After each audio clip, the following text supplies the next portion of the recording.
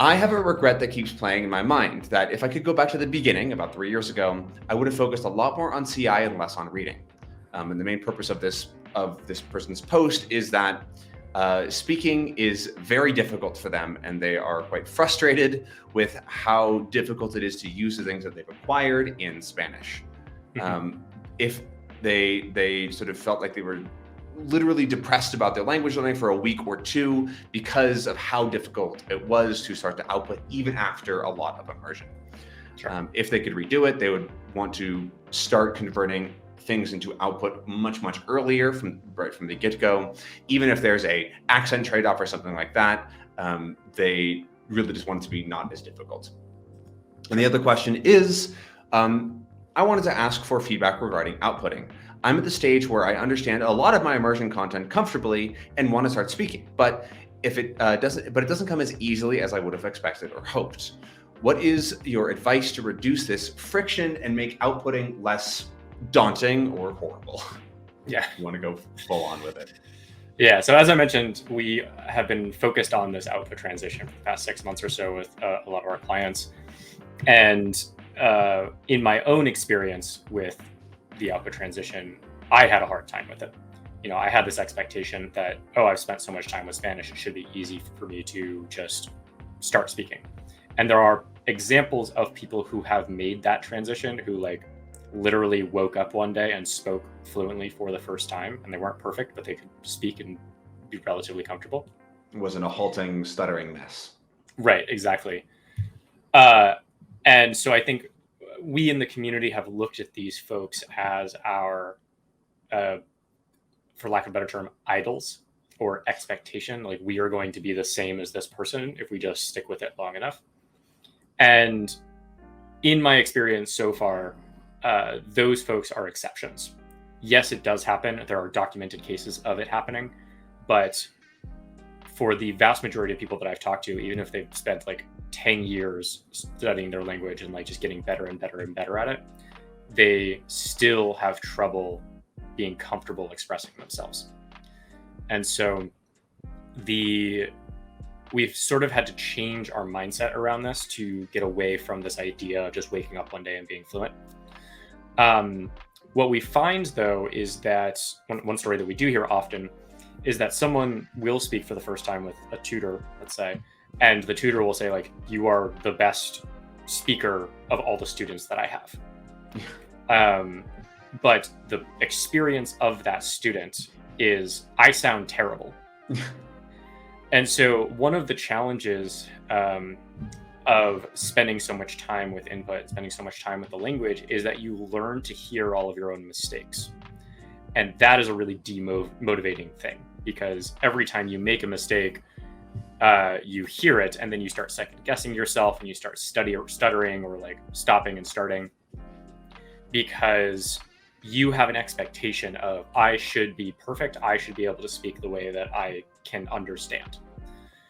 Whereas if you compare yourself to a traditional learner who has no background in the language, it's night and day. Your ability, even the ability that you think is terrible, is so much better than everyone else who's studying the language who has not done immersion methods.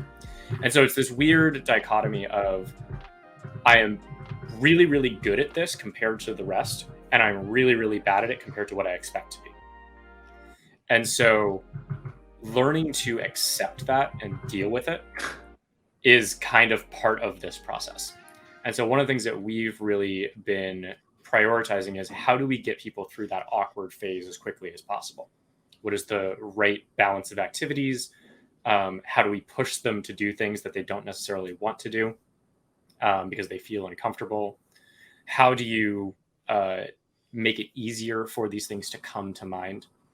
And in the stage 3 guide, we do talk about writing and getting corrections and speaking as tools for this. And those are still definitely tools. We're getting a little bit more detailed into it now as to what does each writing activity actually contribute to, and what does each speaking activity contribute to? What is the difference between speaking by yourself versus speaking with another person? But what we tend to find is that if you are at a level where you can understand a lot, then your ability to speak is already probably decent. once you like put yourself in that situation and let yourself sort of flow with it, it's just not as good as what you would want it to be. And it will take some time of practice before you actually get to that. So if you, on the order of like 100 to 200 hours of output practice. We tend to find people start to get more comfortable with it around 50 hours. 100 hours, it gets quite comfortable. And then by 200 hours, it's like not a problem at all. So keep that in mind as you're going through it, that don't expect yourself to be perfect on day one. Understand that you will make mistakes, and that is okay. It's part of the process. You're going to need to correct those mistakes quickly. And it does take, 100 hours of practice before you're going to start feeling comfortable with it. So if you have to put everything else on hold and just like do a targeted like 1 hour a day for 3 months to get through that, then I would recommend doing that. Like just go all in on it and get through that initial barrier, because once you do, it just becomes much more comfortable and natural. Totally. Yeah, that's actually a sort of a shift that I made in my plan for Czech. I have about 1,000 hours planned before speaking. And then I will be continuing my input, but then also trying to get 200 hours of speaking before my plan is to go to the Czech Republic. But I want to get about 200 hours of speaking in before that. And it's like 3 hours of like 3 months of an hour a day, plus a little bit more time of like an hour and a half a day. And then the like couple weeks before, it's like trying to get even up to 2 hours per day just to get used to using the language. We'll see how that goes. 1,000 hours for Czech isn't like that much, so we'll see. Yeah. But I think it'll be at least a fun challenge at the very least. And I think that's an expectation that would have been helpful to know early for me with Spanish. Although for Spanish, I didn't really care that much. It wasn't. I think Sure. so I actually care more now than at the beginning. Yeah. But I think it's nice definitely to have a baseline to be like, you just expect you're going to feel terrible for like a month. It's especially a challenge for folks who are somewhat perfectionist. Like I'm a perfectionist. I want to speak correctly. Yeah. I want it to be like, I have this expectation that it's as comfortable as English. And it's not. So You don't say. Yeah. Right. So if you find yourself in that perfectionist mindset where you are, constantly overthinking things, I would recommend experimenting with a bunch of different output activities. So like talking to natives, and like not worrying about making mistakes, writing things down, not worrying about making mistakes, writing things down and worrying about making mistakes, and then writing things down and getting them corrected, talking to a computer and like correcting your own. Maybe not worrying about mistakes, but like focusing on your mistakes. Focusing on the mistakes and trying not to make them. I think we do ourselves a disservice when we expect ourselves never to make a mistake. Yeah. Like something I've recently noticed, sort of slight tangent, but thinking about the number of weird things that native English speakers say, but because we're so comfortable, like we just ignore it. Spoken language is way, way, way messier than written language.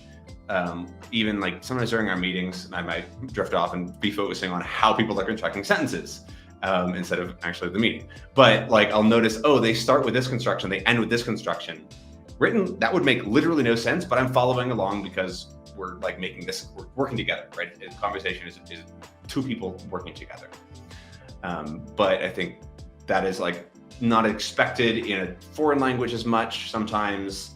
And then also the sheer amount of hours difference. Like I'm sure I have over 100,000 hours of English, like almost certainly, right? That's not even that much math, right? And that's so different than my maybe 3,000 hours of Spanish, maybe 4 at this point. I don't know, but like that's still way, way different. And so just different expectations, I think also cause the friction of people. So cool. Thank you.